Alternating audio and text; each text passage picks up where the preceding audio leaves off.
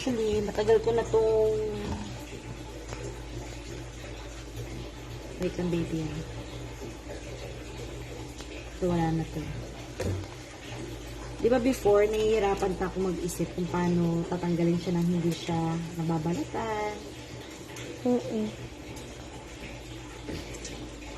Ito, parang yung ginagawa parang mahirap kasi gusto ko natatanggalin. So, dito pala dapat.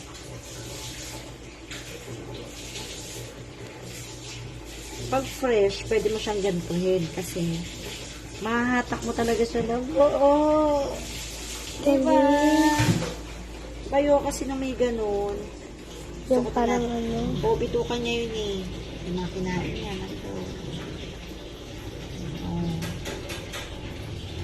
Diba?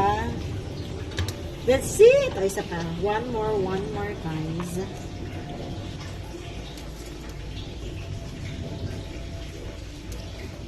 Pag malaki na si Nika na ang magluluto ng ganito. Kaya mo naman. Dapat tinatanda mo yung mga niluluto ni Mama. Para sa future, ikaw na magluluto. Ano ba tawag?